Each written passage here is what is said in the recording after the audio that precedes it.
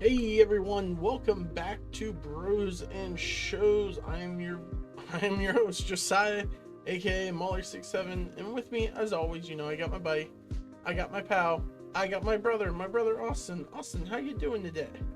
I'm doing pretty good, not too bad. Pretty good. A little tired.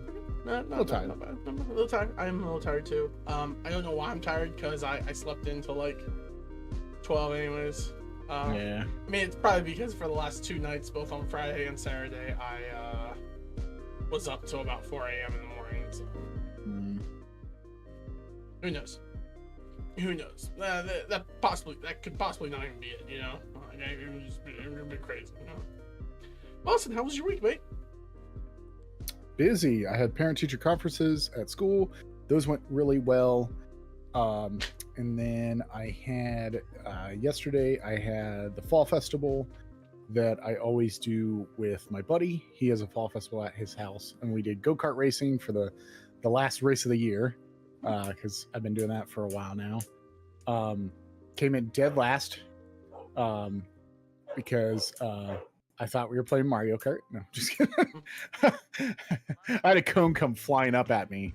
Someone that was in front of me hit the cone, and the cone came flying up at me, and I put on the brake and swerved, and I lost my position and at the last loser bracket, and I was like, that stinks. All right, so I lost, but it is what it is. I had a lot of fun. That's all that matters. Got the foster kid to ride a go-kart. He had a lot of fun. He was very terrified. He was like, I don't want to do this, and I was like, hey man, how about we just get on? I'll go slow, I promise. And then, if you want to keep going and you want me to speed up a little bit, you just tell me. And then before you know it, the third lap, he was like, push it. Let's see how far this thing goes. And I was like, you ready? And he's like, yeah. And then afterwards, he's like, are we done now? And I was like, yeah, you can get off. And he's like, oh man, that was fun. And I was like, yeah, I get it. So he had a lot of fun on the go-kart. And then today we drove to Waynesburg and we went to the Ren Fair, which is the last day of the Ren Fair today. So we decided to go. It was packed because it's the last day of the Ren Fair. Had a lot of fun. We, I didn't end up eating turkey leg. I just can't eat it. It's so big. That's fair. The turkey leg is always something that, whenever you go to a Ren Fair, you're like, oh my gosh, this is iconic. It looks great. This is the thing to get, and then you get it one time and you're like, that's just kind of a mess to deal with, honestly. Yeah. You can't set it down, you can't take your time, you have to hold it, you're walking around with it, and after a bit you're kind of like, I'm tired of every bite I take, my face becomes covered in grease. So I ended up getting shawarma, because they have, it was like a mix. It was called a Jerusalem mix wrap, and it was like a shawarma. It had lamb and chicken together instead of just chicken shawarma. So they call it the Jerusalem. Were mix. You allowed to mix different types of meat in Jerusalem? Yeah, I know the Bible has certain rules about you can't mix certain meats. Not pork. Or you can't have pork. Okay, you can't have pork. Okay. Pork. Yeah. So it was really cool. Got to eat that. That was great. I ended up getting some new wear, which I put up. Go get your shoes, buddy. Whose shoes? Chase's shoes. Well, he can't come in. So what was I saying? You were talking about you got a new shirt or new clothes. Oh, well, I got a new necklace. I got me another a pretty cool Viking symbol necklace, which was really cool. I like handcrafted jewelry, and you can tell the difference. I was showing my foster kid, I was like, hey, here's the difference between how you can see what handcrafted is and what a machine does. And he was like, how do you know it's a machine? I see these dots here, see how smooth this is. It just feels like it's been put in a machine. And he's like, okay, I see it's flimsy. And I was like, okay, now feel this piece of metal that I know this guy makes. And he's like, yeah, it's heavier. There's a lot of ridges on it. It's you can see that it's not perfect, but there's it looks great. And so, I was just showing them the difference. It's that's why you buy that. And I was like, yeah, if someone's going to put craft into it and put their time into it, I'll pay for that because I like the handcrafted stuff. And so I did that. We did that, saw some jousting. I chickened out on haggis again. I don't think I'm gonna try it. I say that I'm going to, and then I'm well, like, no. it's not real haggis. Yeah, it's like fake or whatever. Well, but... they're not allowed. The FDA in America has like rules about like intestine stuff or something there's something there that's like you can't make haggis because what you're supposed to do is take a lamb's intestine and fill everything with it, and then cook it and everything. But in in America, like you can't get that, or there's something there that their FDA will not allow. So the only way for you to get true haggis is if you go to like across the sea to get it, or you import the stuff individually. And or you import, well, I don't even think you can import the stuff individually. I think you have to import like the canned haggis with everything put into it, but you have to import it and bypass the FDA effectively. Because I remember like, did you ever used to? I know I talked about them. USA Kilts. Did you ever watch any of their stuff? Yeah. They did like a series. They still kind of do it. I see them more on TikTok more. I don't really get their YouTube feed for some reason anymore. But they would do like these little talk downs where they would just sit together and just talk about like stuff. And that was one of the things they talked about was like traditional haggis and how like in America you can't get real haggis. And they explained the whole process and why. I could probably be off on like why exactly. I just know it's something with the FDA will not allow it, and thus you can't have it in America, but you can get it somewhere else. Gotcha. Yeah, it's one of those things. I've always wanted to try haggis. I think I want to try the like artificial FDA like American version, because like if I don't even like that, there's a chance I may not even like the original one. And I'm like, why put the money or whatever in to do the original one if I don't like the artificial one? So, you know, just safety more than else. Well, not really safety, but like, you know, save myself money if possible. Yeah. But no, that's good. Did the little guy enjoy the run fair? He did. He had a lot of fun. He got to go on one of the rides called the Crow's Nest, and they like spun him up and stuff like that. He started. I don't know why 2 dish soaps showed up at our order for our groceries. She was like 2, and I was like, why are you? You looked over like there was something there, but yet it wasn't there, and I was just like, whoa, spooky. No, so so what's very interesting about the kid I'm with is he likes he loves plants and animals a lot. Okay. And he's like kind of like how your room was actually in a way. So when we walked into a Viking shop, you know, he did not like the animals, you know, like furs around and stuff. He's like, I don't like that. But he was very interested in like skulls. Like, so he started like looking at these skulls. There was like muskrat skulls, skunk skulls, like raccoon, and he was like wanting one. And I was like, you more than welcome to get one. Like, I'll rock you with that. So then we ended up going to a jewel, and he's like, yeah, I don't want that. And I was like, okay.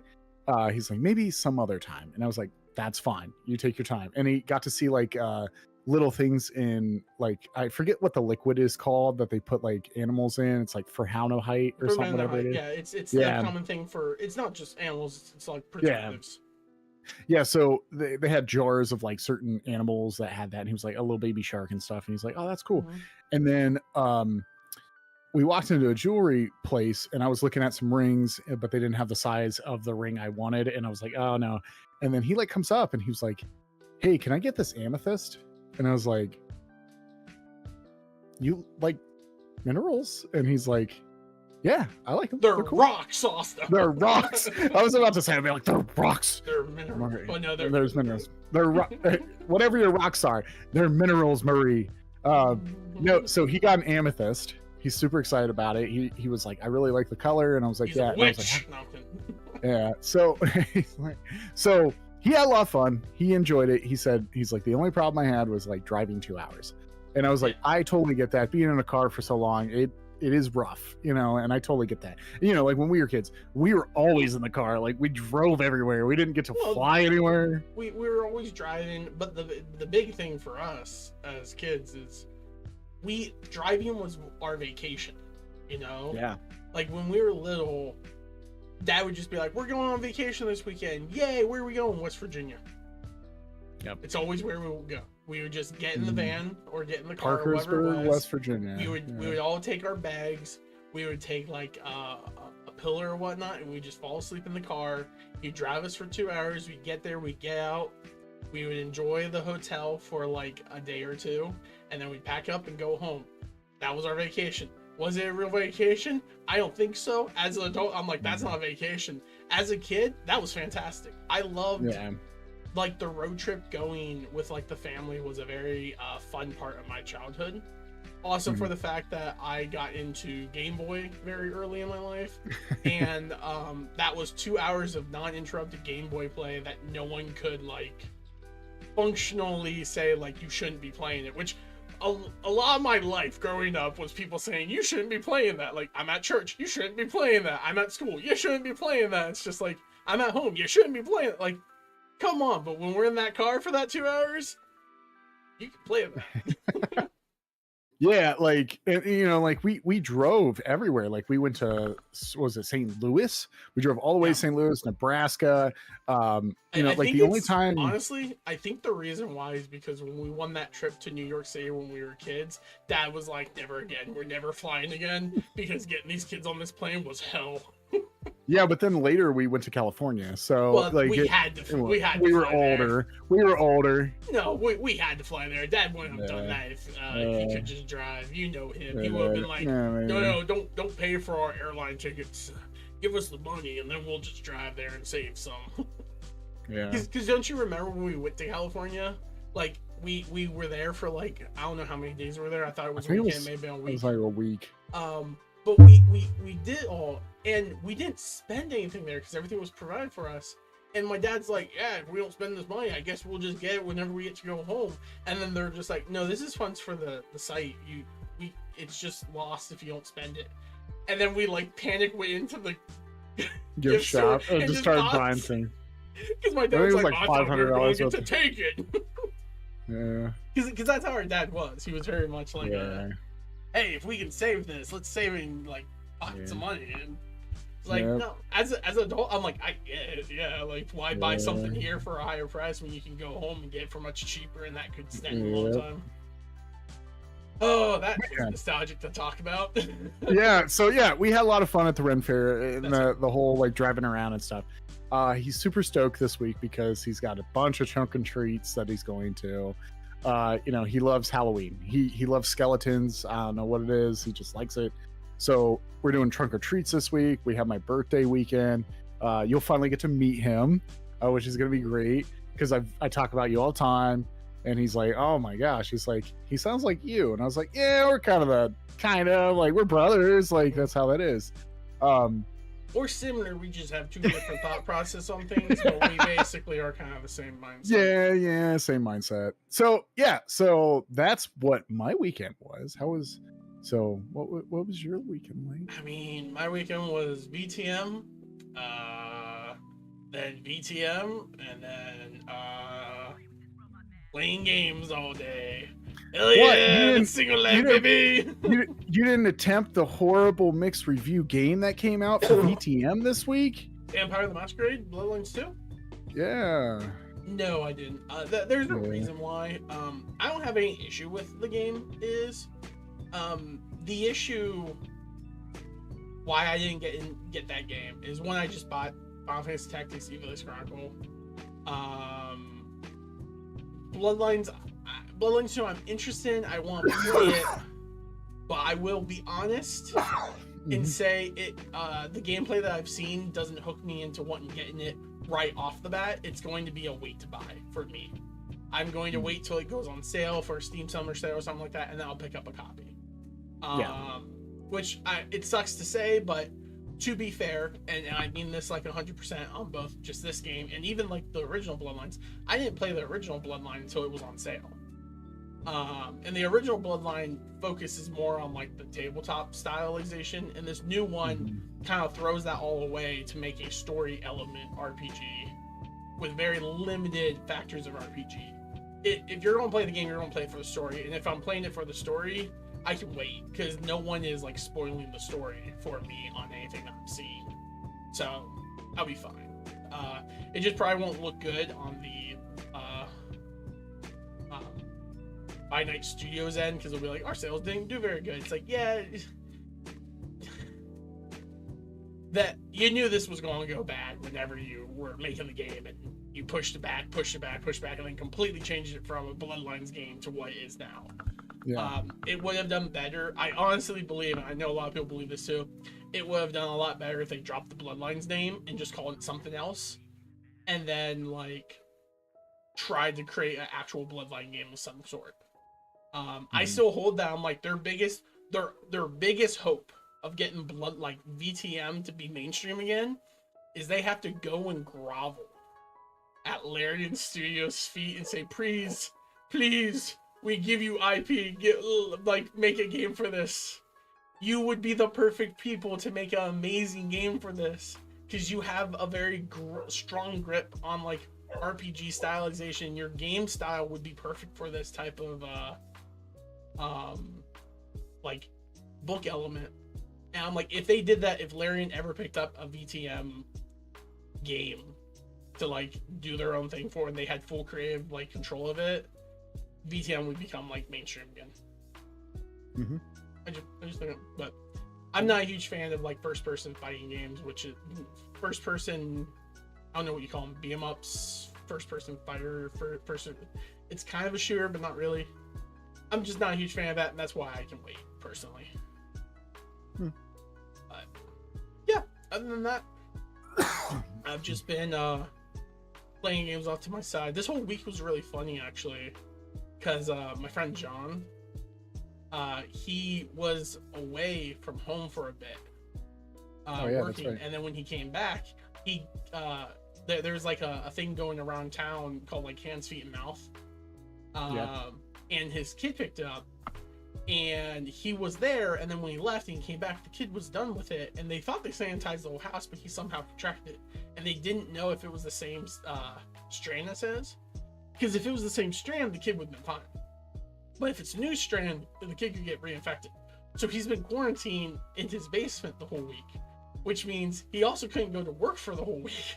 So every day I was getting off work, coming home at 4, and he would be on, and I'd be like, dude, this is perfect. This is what I want. Someone at 4 o'clock to play games with all day. Heck yeah, brother.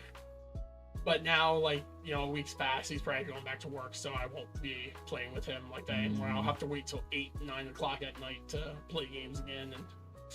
And what can you do? What can you do? That's what it is. Yeah. I would love to keep talking, because I would love to talk about like Tears of Metal as well, because I've been just loving that game. But we need to talk about the show we did this week also. Yeah. It's been a bit. We have obligations. We need to talk about this. It's the spooky season, and I think this was honestly a pretty good show to kind of grab for the spooky season to do. Austin, what did you think of Helluva Boss Season 2? So, just gonna say it. I really think this show's better than Has Been Hotel. Okay. I enjoy it a lot more. Okay. I feel there's like a better connection with it than I felt like Has Been Hotel is a great show. I get it, but this show's different to that, and I actually like the show. This show, it like has like things that I like, you know, just how storylines are created in this show. And I also think that there was a couple characters in Has Been Hotel that I really didn't care about. Like who? Angel Dust. Oh, you didn't like Angel? Okay. It's just, the thing is like, nothing against the vulgarity of stuff, and like, you know, I get it. It's, you know, it's a little out there. But the thing is, it's like, I feel like Angel Dust was like very, to a point where like I was like, I'm kind of like, it's like a beating a dead horse Austin, joke. You can't say this. Here it is. And then also say you like Helluva, whose main character is Blitzo. Oh no, I'm not saying Blitzo's a great character. Blitzo, but the difference is he knows he's trash and he acts trash, and then Angel Dust knows he's trash, but he's trying to get better. And like, okay. I don't know. But I don't know. It's like a different vibe for this show. I don't know what it is, but I really enjoyed season 2 so much. I think it was. I think one of the things that kind of changes how this show's vibe works than Has Been Hotel, right, is that I think you mentioned Angel Dust. I think it's actually Charlie is the thing, right? Charlie being the main character and being like, we're going to redeem these sinners. That's losers or sinners, whatever you want to call them. We're going to redeem these sinners, and all that can make a difference. They're very like happy and like, oh, everything's going to be good, and kind of naive almost.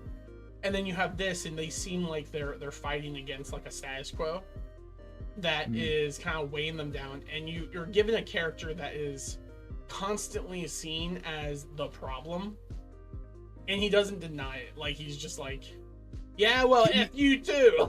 Well, so Blitzo reminds me of just the whole cast of Always Sunny in Philadelphia.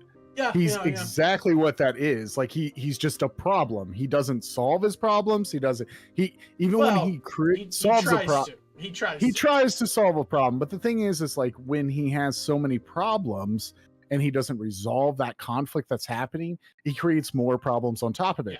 Just like Always Sunny in Philadelphia. That's, they have callbacks to like different things because they're like, oh yeah, remember this problem? Yeah, this problem came back. By the way, we're gonna make it a bigger problem for that person. And they're only in for themselves. And that's how I feel with Blitzo. Except the last 2 episodes of this show, I will say, is a totally like a big character build for Blitzo. Blitz, the O is silent, but the build of his character throughout like first season, he's very exactly what you're saying. He is the problem. He builds his own problem. He creates his problems. He says his problems. And like, if anyone ever like points out that he's an issue, even if they're right, he'll still retaliate in anger, right? He'll be like, well, F you, I don't care, blah, blah, blah. And in this season, it's only whenever the people he loves and he cares for points out his issues that he starts trying to change or trying to be better. Well, I think also too is it gets to a point where, like, someone told me a long time ago, like a family member of mine, that the only time that you'll ever change the way you are is when something traumatic happens to you. And it could be anything between like health issues or like losing someone, something like that. It changes who you are, and it can change you for the better, it can change you for the worse. And I think what changed Blitzo and what I saw seeing change, I think the number one thing that I saw was something that I have felt before. And I was like, that's kind of hitting a little home here. I totally get it. It's hitting home.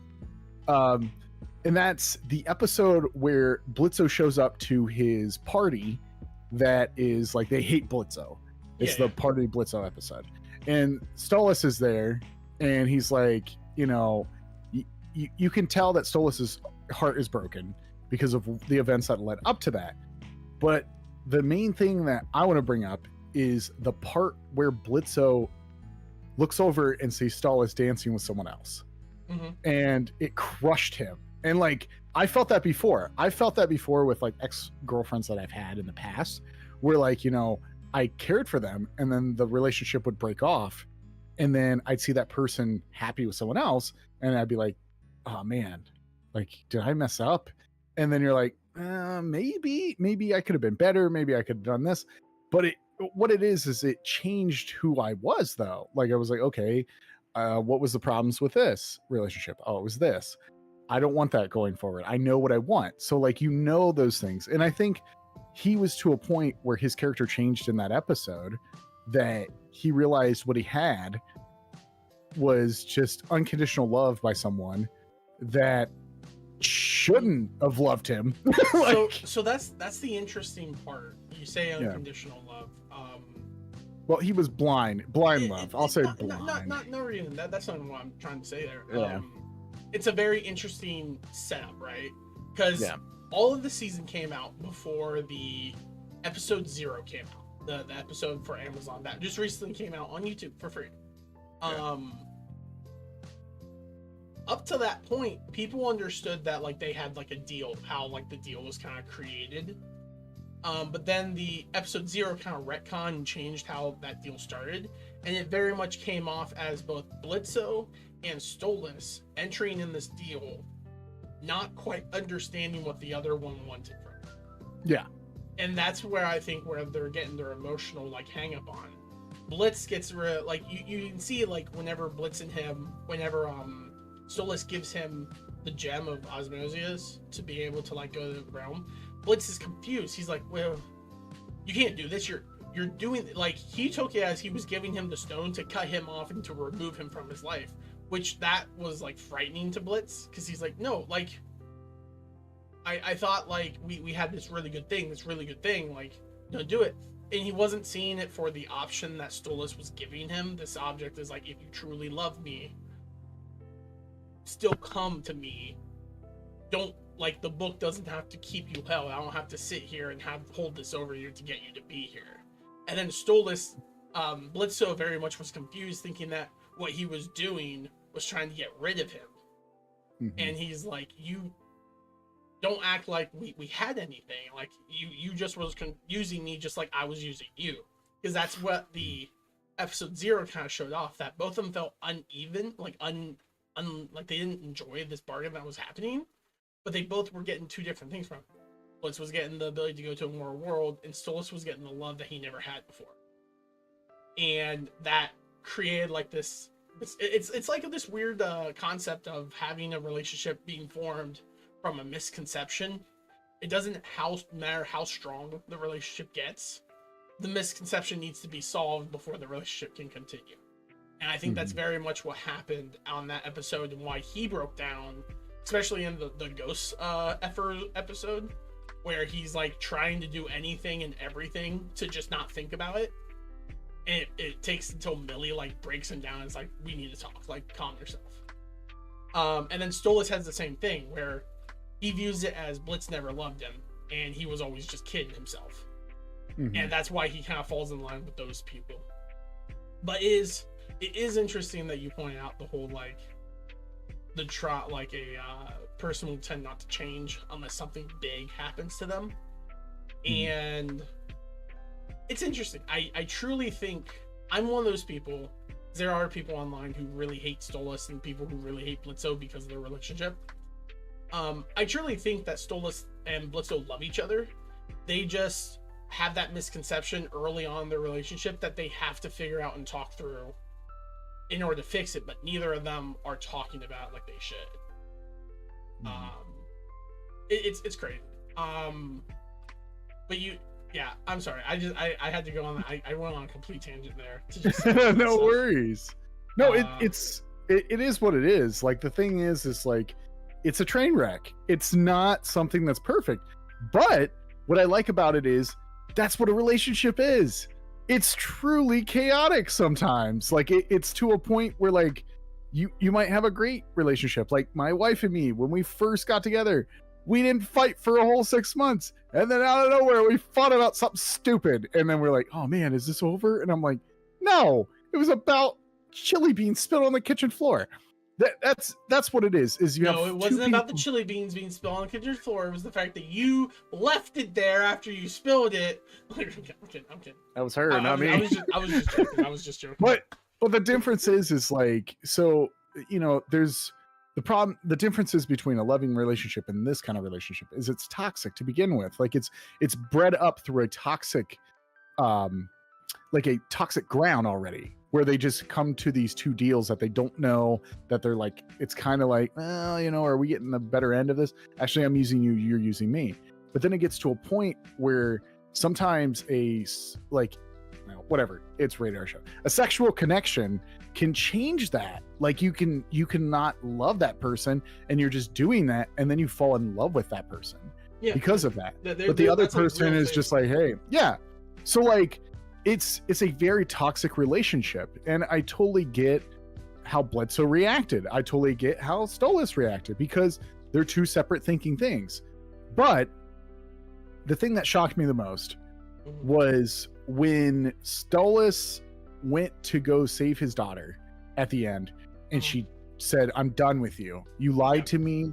Even though, like, because the thing is like, I totally get where she's coming from, but also too is I also feel for Stolas, because he actually took the effort to, I think he's trying to change his life to that point. Like, he's been through something very traumatic. One, he's lost his domain and his powers.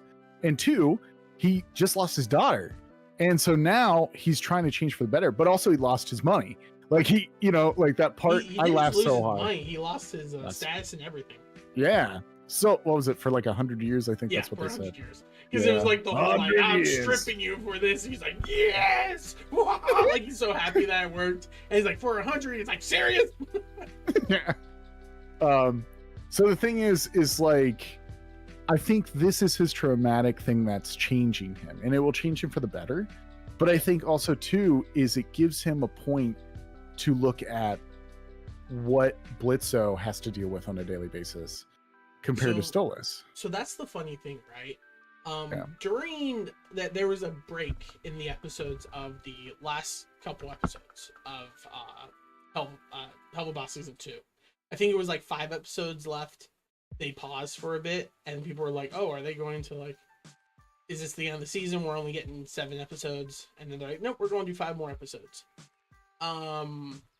People had like a big argument and talk and conversation about Stolas and Blitz's relationship based upon the power dynamic, and people are like, "No, Stolas is there's like a form of like hierarchy racism, or I don't know what the term would be, but basically like imps are the lowest in the totem pole and Goetias are one of the higher ones, right? And people were trying to say it's like Stolas views Blitz, even though he loves Blitz, he still views him as an imp. That's why like whenever they get captured or whatever and he comes out of the TV in the first season and he looks at all those people, he's like, how dare you touch my little imp, right? Imp is almost used as like a negative, derogative. And even like whenever they're in Lululand episode 1 and he got saved by Millie and Moxie, he's like, why are you two little ones here? I don't want you. I want my hero. Like, I want Blitz. And then even whenever like more things happen, people are like, there's a weird power dynamic. And the power dynamic is that Blitz, Stolas very much, even though he may not want to admit it, has like these biases towards imps. And whenever you get to the episode when the Mastermind episode, which has one of my favorite songs in the series, the rest of the Goetia feel the exact same way. Mm-hmm. They like Blitz is going to be killed for what he did, and then Stolas takes the rap for it, and he just gets banished for 100 years, which is nothing for immortals. That shows the changes, like the differences in like the hierarchy of hell. And people pointed that out, like Stolas will never understand nor love Blitz as long as he is in that position. And then when Mastermind happened, he's stripped of all of his positions. People are like, Stolas will finally start understanding and seeing that Blitz is much more worth higher than the station he is placed. He is not just an imp. He is this person who is making this organization. He's doing all this stuff. He is better than even some of the Goetias. And that's where like people are thinking of that's probably going to happen with Stolas now that he is effectively reduced to a like a peasant in their eyes, I guess. I think another thing that's interesting, Austin, you said that you can understand her mindset. Were you frustrated with Via whenever she like kind of disowned her dad in that episode? Well, so like here's the thing. You have to come with like I come at 2 different angles all the time, and then I put myself in both of their shoes. Mm-hmm. And so you have to realize it's like a parent like, you know, me being a foster parent, the number one thing that I look at is the side that person's on. And the main thing is this is what is the ultimate goal for me to be a foster parent? It's not me to adopt the kid. It's for that parent to get better and go on with their biological kid. Does it work out all the time? No, it doesn't. It's not what it is. But fostering is about that. That's what we're trying to do. Is like someone gets in a problem, we take care of their child, and then hopefully they get better and they can live with their family. Mm-hmm. But you also have to realize is like, if you don't put in that work, your child's going to resent that. Like they're going to resent you for that. They're gonna be like, they didn't love me. And I feel like a broken marriage was broken to begin with. It was a broken marriage. And then they just had it. They had the daughter, and she didn't understand, like what that broken marriage was. And so I feel like she felt betrayed because she trusted her dad over her mom. You could clearly tell that. She trusted her dad clearly over her mom because she felt so bad for her dad the whole time it was going on. And plus there was more like emotional episodes and more emotional stuff with her and her dad. Like her dad understood those things. Her mom, on the other hand, is like a complete cunt. Like I hate using that word, but that's what it was. You used it pretty liberally right there, my good. I know. I'm sorry, but the thing is like when I never use that word until it frustrates me when a parent manipulates a child. And that's what was happening there. She manipulated her against her dad in a way. Here's the funny thing, man. Because I know exactly what you're saying here, right? Yeah. And I do vibe for that. Because a lot of people were really upset with Via on that episode. Because it's like, why is she being a dick to Stolas? When sorry, I didn't mean to use that word. Her mom is literally like a horrible person, right? And the thing, like, I kind of like point out that it's like, when you kind of grow up in a household where you have two parents, right? And one is obviously your least favorite because of how they treat you, and one treats you really well. When that other person does bad things, that's just par for the course, and you're used to it. But when that one that you love does something bad to you, it hits so much harder. Yeah, like it just, it's a broken marriage that she doesn't have a relationship with her mom too much. Her mom doesn't want a relationship with her. Yeah, she's a terrible person.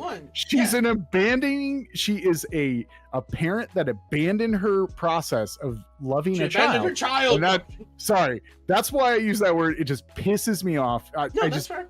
It just a lot of people don't like Via. I get frustrated about trying to Stolas, and I understand her frustration. I understand other people's frustration towards her. Right. First off, she's a teenager, right? She is reacting more like emotional than probably other people. But the one thing I will say is, like, we don't actually know the whole story yet. We see her have multiple situations where she's seeing her mom and her uncle like laughing and like playing up the fact that he got banished. I'm like, she can't be oblivious to that, nor can she be like, well, that's okay for her, right? She has to see this. So there's a side of me that wants to believe that she's aware that something's going on, but she's like, my dad needs to deal with this, or like, so that way he can like change, right? There's something there. I don't know. I'm one of her apologists because I am a fan of her. Like, it's just the truth. Yeah. And whenever it comes to, I think what's going to be the best thing for Via is going to be Luna. Because Luna is an adopted child, right? She is adopted by Blitzo whenever she was only like a year out from being released from the pound because she was getting out of the system. Mm-hmm. And it took her, it's taken her a long time to even just say thanks, Dad, to him, because she very much was trying to like fight, like, I don't need you, you were only there for a short time, you're not my real dad type deal thing. And then by now where he's at with her is she views him as her real dad. And there's the whole scene on the Star episode one where she was trying to see the stars, which has a very funny scene. But in that episode, she explains that it's like, parents mess up all the time, but that's because they're trying, right? The ones who mess up, it's because they're trying. They have their own lives. They're doing their own thing. And sometimes they just need to be reminded that they messed up.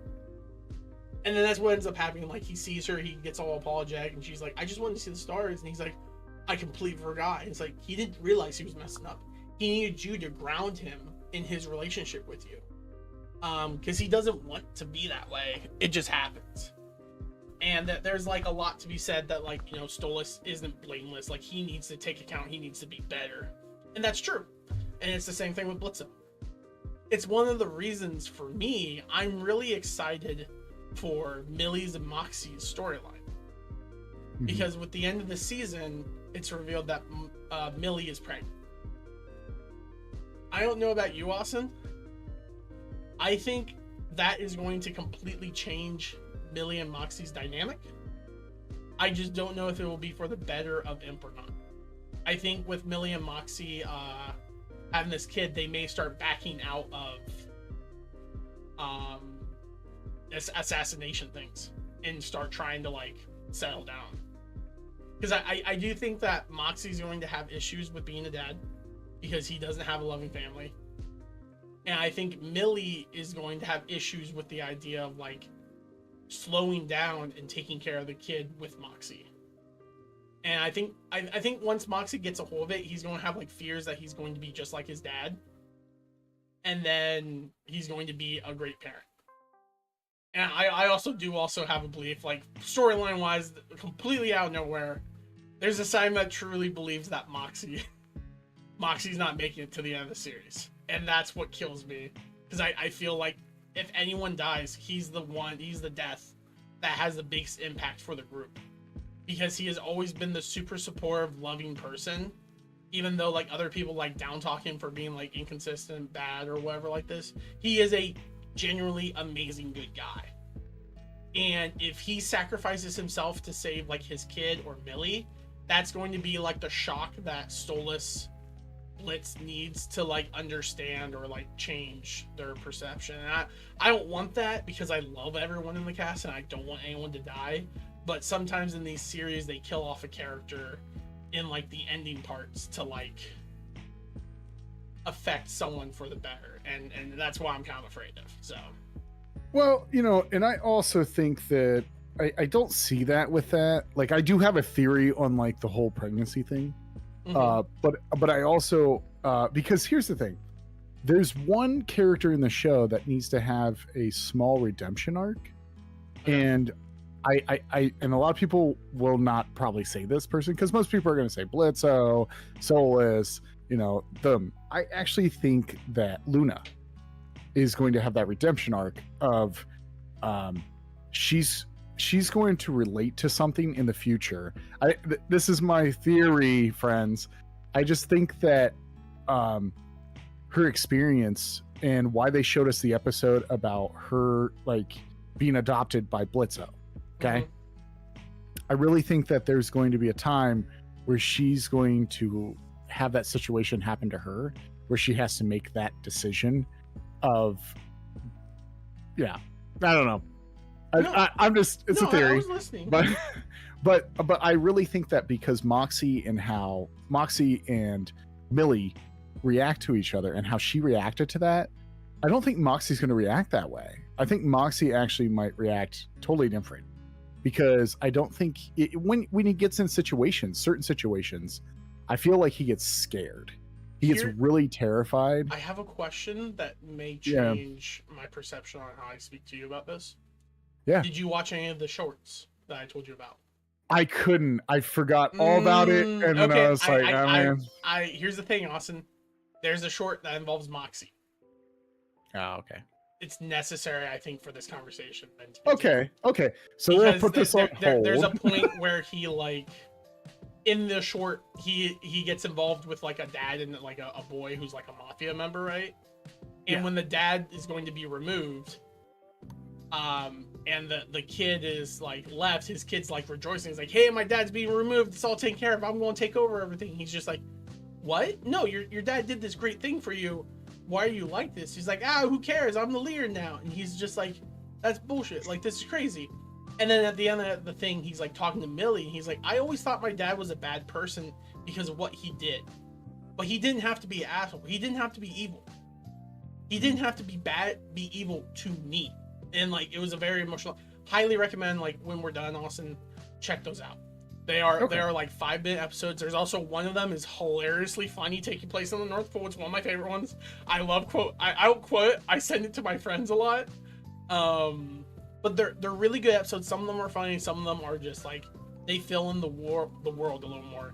And I think the last one that did it, the Moxie one, it added, I think, more context for why I feel this way, that Moxie's going to have some hesitations at first and then become like the best dad known to man. Yeah. So yeah, sorry. No, that's why I asked. I don't know. I just feel like there has to be a redemption arc here for Luna. It feels like they're going to build up to that. Yeah. Because I feel like she will relate. Yeah. You know what? You know what my thought is actually.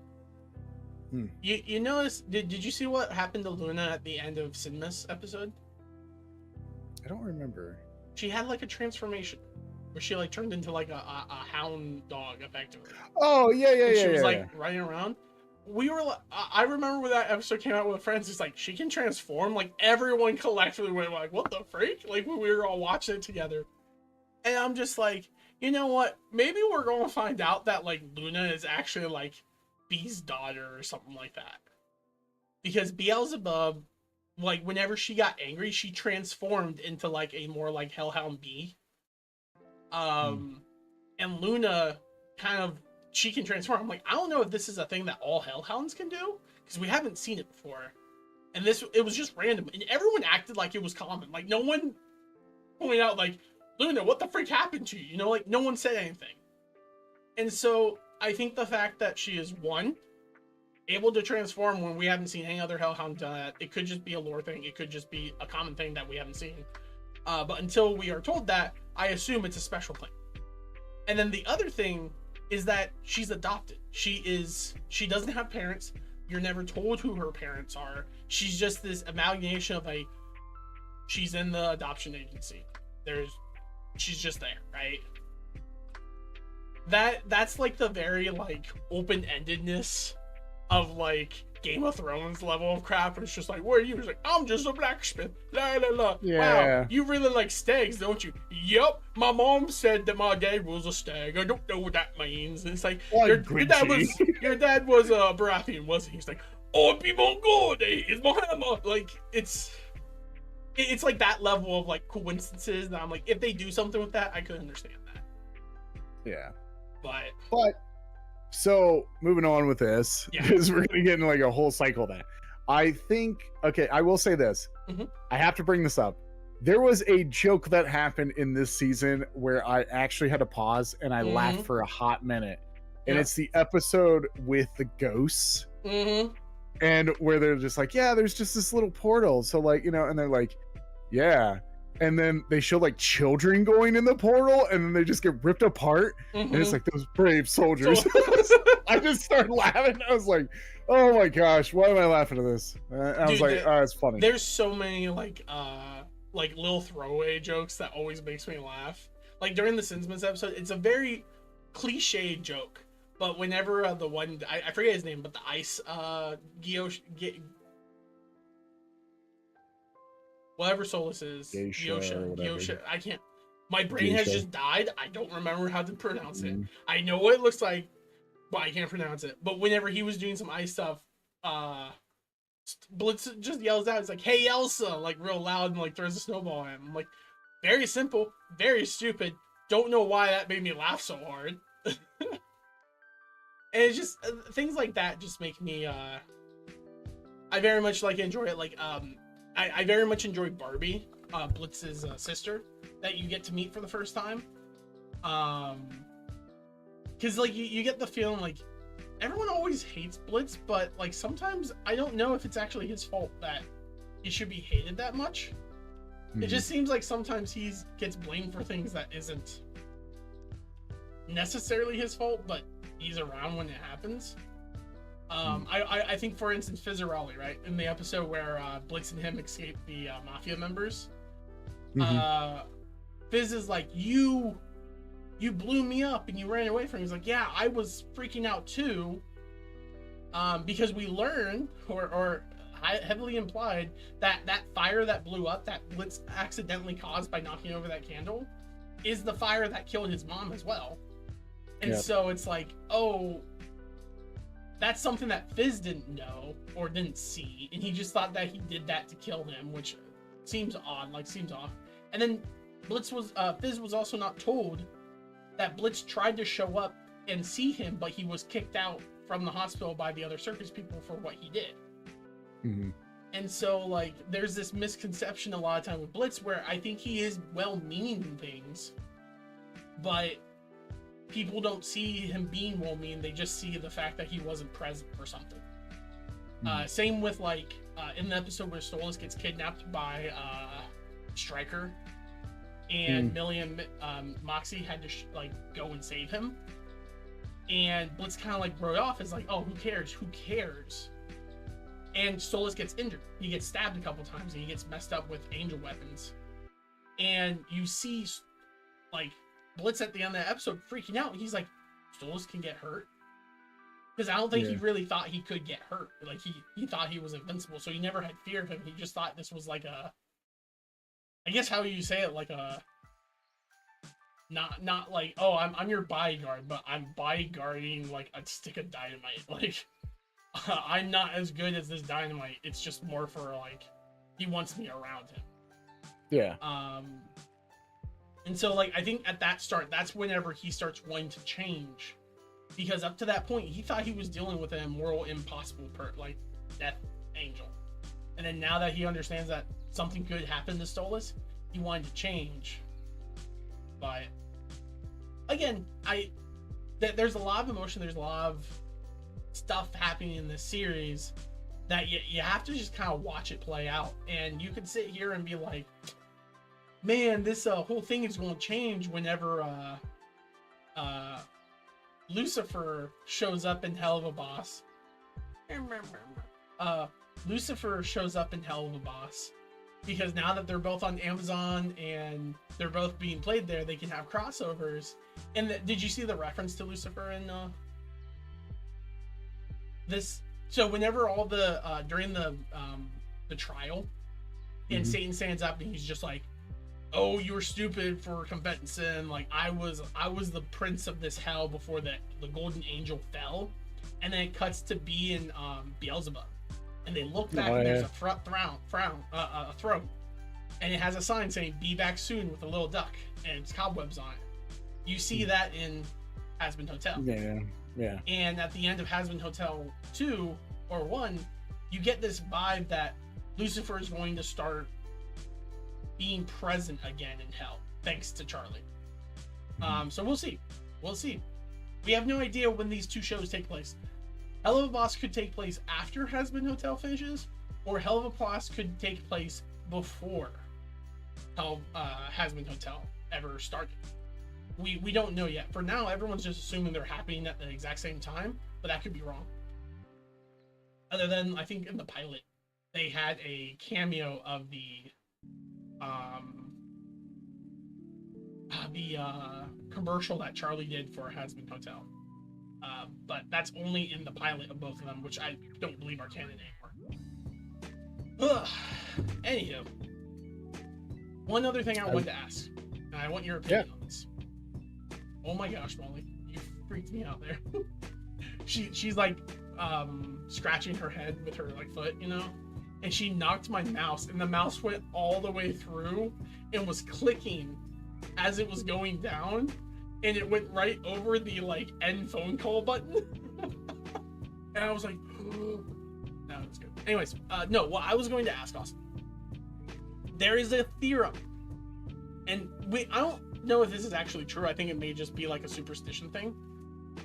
There is a theorem that owls breed for life, aka like they only have one mate in life. They're like penguins, effectively, you know. We get the episode where we find out that both Blitz and Stolas met each other as kids, and that's where they first got together. And of course, it wasn't like anything like they were kids, but the idea that Stolas almost like imprinted onto him at that point. And then whenever they met later, Stolas instantly assumed he was there to go like do that thing, what we saw in episode 0. Do you think that has any truth? Do you think that's just a complete stupid fan theory?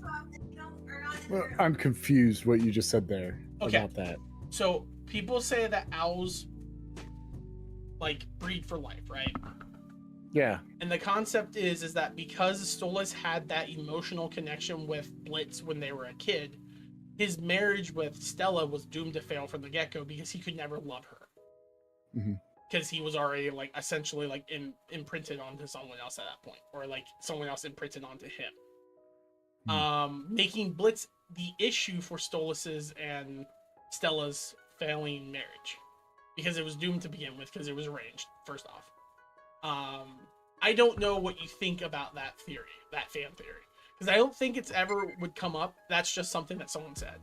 So here's the thing. I have a theory on that whole thing. And the number one thing is, here's the number one thing. Okay. With that being said, I want to ask you a question and see if you think the same theory I'm about to do. Who do you think killed Blitzo's family? Who killed Blitzo's family? Yeah, like what happened? Well, like, we understand that his dad's still alive, or believe that Blitzo's dad's still alive. We know that his mom died apparently in that fire at the carnival, which was apparently set off by Blitz, that we see whenever he knocks over the candle and it starts the whole thing on fire. So as of now, the belief is his mom just died in that accident. I assume protecting Barbie. Because Barbie hates Blitzo for some reason. She is a drug addict of some sort, and I think what we're going to find out is that that fire was happening and his mom protected her and died protecting her, when the dad was just like, screw this, I'm getting out of here, and he ran because his dad's a piece of jack. That's why I truly think happened. We don't know that yet. I assume we're going to get more backstory on how his mom died when Barbie comes back. That's my thought process. So I actually know probably why Barbie is the way she is with Blitzo, because I've been thinking about this for like the last couple days, like almost a week now. I really think that she knows something that Blitzo doesn't know about the whole death situation. And I think it's because of this. So we did get that episode where you find out that Blitzo and Stolas met when they were kids. Yeah. And then they were like fun. But his dad told him like, steal everything in their house. Yeah. Do that. Okay. And he ends up doing that. So there's two different theories I have. One, I don't think Blitzo accidentally hit that candle. I think Blitzo believes that he did that. Okay. I think he believes it, but he's not the one that set that fire. I really think that maybe it was one, it could have been Stolas. I don't think Stolas was a kid at that time. No, because here's the thing. I think we're going to find out that the mom was very upset with the dad doing that to Blitzo, because he was like selling him for like, whatever. And I think the mom is upset about that, and she confronts her dad about that. They have like an argument, and then this all happens. And I think that she was telling him to put a stop to it. And that's when maybe Stolas saw that and got upset and started that fire. I don't know. Maybe that's so extreme. Here's my reason why I don't think that's true, Awesome. One, they were really small kids whenever they stole all that stuff. If the Goetia was going to like retaliate to them, they would retaliate to them while they were still kids. Instead, when the fire takes place, they are like preteens or adults at that time. I think that's way too long of a jump to have like the Goetia burn down the place. I don't also think Stolas is going to be the one to do it, because Stolas has not lifted a finger at all his whole life. Well, no, that's the thing. So I have two theories on that. I think it might have been Stolas because he wanted something and it was getting torn away from him. That's what I think we're going to find out. Or number two, the geishas did that. The dad did that because they stole all that stuff and tried to retaliate and was like, okay, we're going to just do this. But he left Blitzo away from it because he didn't want to upset Stolas, because that was the happiest he's ever been with his dad. So I think he was trying to just make sure that like he never had that broken bond between those two. I don't know. Again, that's my theory. That's my theory. I will say this: I just don't believe that, because one, we haven't seen his dad since then. If his dad was a recurring character, then I could see that, right? I could believe that be a thing. Like, yeah, I burned down that thing. They stole all the stuff, right? But what you saw during that episode is that not only did they steal the stuff, but they didn't care about any of that stuff as well. Like, even though it was super like rare, rich stuff, they ultimately didn't care. because the dad didn't dare to show, like, he showed up, but then, like, once they went to the thing, he just was like, put me in a mirror. I refuse to be around these poor people. See, I truly think what happened there is Blitz killed his mom, inadvertently, and Barbie hates him for it, and Barbie was probably saved by her mom. That's why I think that's just how that's going to go, is that Barbie was saved by her mom, and that's why she went through, like, drugs and everything, because she's like, I have to deal with seeing my mom every time there's an open fire, unless I'm, like, high on a drug or something like that. And Blitz just doesn't know that because she never told Blitz that, and that's why Blitz is like, I'm still trying to, like, fix things, because I know I started the fire that killed our mom. It's like, you don't understand. You didn't just start the fire that killed our mom. You made me have to watch our mom die in front of my own eyes. That's why I can't forgive you. That's why I can't, like, let this go. The one thing I will say, I want to ask, did you catch on to Blitz's lineage? Like, did you catch on to some of the lineage showings in here? I don't think I did. Okay, so this was something that me and, like, some other, like, people on the internet talk about occasionally. But I think that people are going to learn what Blitz is and be a little upset, because you have Stryker, right?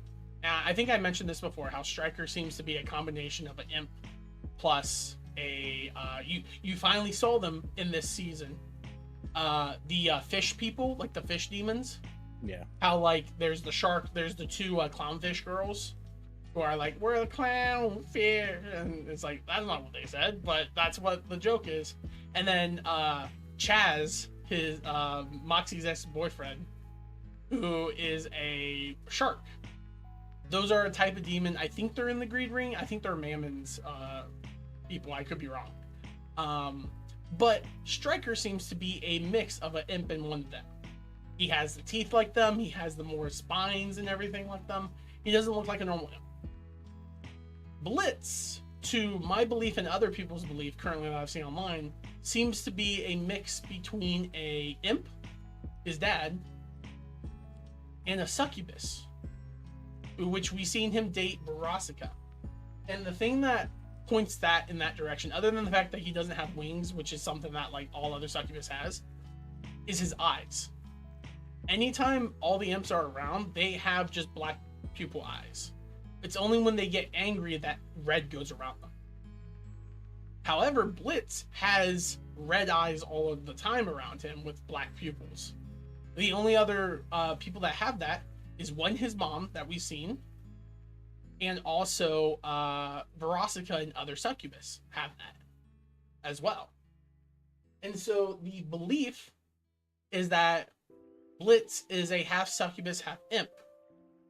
And why I think that may be important going on is Blitz doesn't understand why people get so infatuated with him, and then when he breaks it off, it goes horrible for him. Because I don't think he realizes he's half imp, half succubus. And he has a natural allure to him that people become addicted to. And I think that's where, like, all his exes have that issue. And he's like, I don't understand. We were just having sex. Why are they so into me? And it's like, you're half succubus. Do you not understand how, like, addictive you are? And then that's going to change his perception and understanding. And then he may even have a character breakdown, being like, wait, does anyone ever love me for who I was? Or was it just because I'm half succubus that happened? I think that's an interesting story. I think it could happen and it could come out, but I don't know. I'm excited to see where it goes. I'm excited for us to find information like that out, but we'll see. We will see. Awesome. Do you have anything else you want to talk about? Or there's Helluva only boss? one other thing I want to talk about. Okay. That we need to hit on. Uh-huh. So the music, Yeah. The songs that happened this season were fantastic. Yep. I loved every minute of them. The trial music was phenomenal. I love some of those jams. Mm-hmm. But the one that I like the most is the two twins from the Mammoth episode. Yeah, the clownfish. Yeah. Yeah, those girls. It was just a bop. Like I was like, and I was like, yeah, this is cool. But I enjoyed a lot of the music this time because I felt like it was so like season 1 had a couple songs. Yeah, it had like 2 or 3. Like yeah, there. But this like brought into like I think it weaves in really well. Yeah. With the storytelling a lot. And so I really enjoyed it. It's not like musical in the form of like, hey, every episode there's going to be a song. It's much more of like, hey, in this episode there's going to be like a minute song and that's it. Mm-hmm. Just to kind of push the narrative a little bit, which is nice. Like when you watch Hazbin Hotel, it is a musical, so you expect multiple songs every episode. And this one, it's like it happens, you're like, ooh, yay, that's nice. I remember everyone being really excited for Brandon Rogers to finally sing, because like he didn't sing at all, and then in the what was it called, the full moon episode, when him and Stolas meet up, they have that song where they're singing together, and he's talking about how he's like, I can't handle emotional stuff, so I'm just gonna focus on the sex stuff. And Stolas is like, I'm so excited to like see him and like confess my love to him, and we'll hug and cuddle, and and then it's just like, oh, this ain't gonna go well. The music, I think, is really good. Did you ever watch the music video of Stolas and his what is that song called?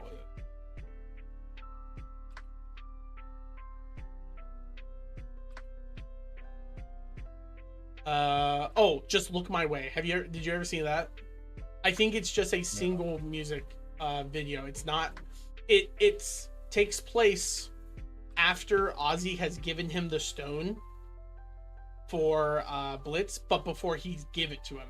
And it's just this song about like Stolas being like, I hope he looks my way. When I give this to him and I set him free, I hope he chooses to look back at me and keep me, and not just look away from me once he has what he wants. And it's a really good song, and the voice actor of Stolas does such an amazing job singing it. It's just crazy. Man, do I love that man's voice. I shared it with you on Discord, so that way you can look at it whenever we're done. But yeah, no, the music awesome, banger. It was good. Yeah, I like it. It was really good. Yeah. Did you like the Striker song? No. I think it was the only one where I was like, it's okay. It was just a funny little like Striker. He's like, stop singing. Stop singing. My favorite episode this season is a tie usually. It is between the trial episode because it is very emotionally driven and it's great. I also liked the Mammoth or whatever. Yeah. I love Michael Cusack. Yeah. I love him, but that episode was very well done too. It was about like manipulation and how like you can change as someone because you don't have to like impress someone that's not a good role model. Even though they made you who you are, it doesn't mean that you have to be that person all the time, or you should live the rest of your life that way. Yeah. And I thought the ending of that episode was so well done because it was like this, it was the funniest song in the whole thing. I was laughing, but that's how I felt sometimes at jobs when I left them. Yeah. I was just like, you know what? F you. I was like, and I was like, yep, I feel that. I enjoyed this season a lot. I'm super excited for season 3. I remember like I didn't tell anyone on the podcast. Like a couple days ago, I got on a Discord call and I pretty much cursed him out because I was crying. There was, that trial scene and the ending of this season is a tearjerker. If you have, I'm a helpless romantic. One, I'm very emotional when it comes to kids. Like I just, I'm a teacher and stuff. So like when someone, manipulates a kid or like someone like,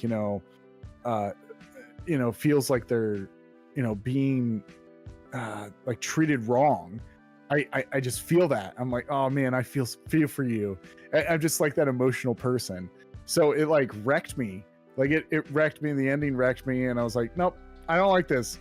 And so I had to get on a Discord call and like, you know, yell you out, be like, stop! Why do you make me watch this? Why do you always do this? I'm like, Austin, there's only 2 things I really watch, and that's Supernatural and depressive therapy animations. And congratulations, I give you all the depressive animation therapy. That's just what I do. I'm sorry. What? Well, speaking of that, so next week we are doing an anime that I'm actually gonna make you watch. All right. I have recently, so this anime fell on my radar about a year ago, and I am a huge fan of Viking stuff. I love Viking lore, and I just like Viking history all in general. So when I read this, and someone's like, you should, you know, like I read a bunch of Reddit stuff like animes I should watch before I die. I think it was like that or something. And this anime came up. So we're watching Vinland Saga season 1. So these are regular standard anime like episodes. There's like 24 episodes, I think, a season. I don't remember, but they're only like 15 minutes long. You know, so you'll blow through them. It is so this season I feel like it's a very interesting show. I think you're really going to enjoy this, but there's 2 takes on it. It's very divided. The anime community for this show is very divided on this show, and I can't wait for you to watch season 1 and season 2 because there's a lot of talking that happens, and I can't wait to break it down with you and just see and like hear your opinion on the show. But I watched this show like 2 weeks ago, and it was just like, it actually messed up my sleep schedule because of this show that I liked it so much, because I usually go to bed around like, you know, 11 o'clock, midnight, like I go to bed. The last 2 weeks, I just forget what time it is, and because I'm watching these episodes, and before you know it, it's 3 o'clock in the morning. I got to be at school at 7:30. You know, I'm like, no. So we'll see. I think this show is going to be close to that emotional feel that you get from what I felt this week. So hopefully you get the same thing. Maybe not. You know, it is what it is. I got that emotional feel, so we'll see. Yep. Okay. We'll see. Yeah, so probably. I'm an emotional guy. Like, I watched Farron and I was over like crying every other episode, so that's fine. Which I don't think I had you watch Farron yet, so we may have you watch Farron. No. I've seen like clips of it. Like people have told me that they everyone love it. does clips. Yeah. But it's another emotional. But yeah, can't wait. Vinland, right? Vinland Saga. Vinland Saga. Vinland Saga. And what's great is there is some voice actors that you'll know from the show. So, you know, a lot of them actually. So, yeah. Probably. I want to look them up now. So, well, I think it's you would have to look up the English dub version. Yeah, I mean, whenever that happens, I'll check that out then. The other issue, which is funny too, is that I may know voices, but I don't know the people. That happens. Especially when it comes to anime, like I'll hear the voice, I'm like, I know this voice. This is this character, and then I'll look up the person who voices it, and then look and be like, "Yep, it's that one." that hits the old endorphins. I haven't looked this up, but like his voice is very familiar. I think Clancy Brown is in this show. I think he does the voice of a character. Okay. I don't remember if he is. He's the guy that does Mr. Krabs. So, but there's a couple other ones that I think that you'll know. They're just well-known anime character like voice actors, so you're like, oh yeah, I know that guy from that anime. Yep. That's normally how it kind of goes. Is if they're what was the show on? Was it on Netflix or was it on like Crunchyroll? I think it was on Crunchyroll, and then it was available on Hulu. Yeah. So like that's why people started like picking up on it. Okay. The reason why is because like Netflix being like whenever a show comes out on Netflix, like anime comes out on Netflix, they have a certain pool of people that they get a lot. It's the same thing with like Funimations or stuff like that. Like back in the day, if you watched the Funimation anime, there was a high chance you're going to get like Johnny on Bosch or like what's his face who did Edward Arc. Like them multiple times, and you'd be able to pick up on like, oh, that's his voice, that's his voice, that's his voice. So that's why I asked, because if it was a Netflix, I'm like, there's probably people that I know from Netflix series on it, but if not, who cares? All right, awesome. I think that basically covers it for this episode of Bros and Shows. Mm-hmm. Good old Helluva Boss. It was a good time to have you watch it, to enjoy it, and I'm glad you enjoyed it as much as you did. And I can't wait for Hasbin Hotel to come out this weekend. So until then, awesome. I appreciate you, and I'll see you next time. Yeah. And thank you all so much for joining us, and thank you so much for stopping by.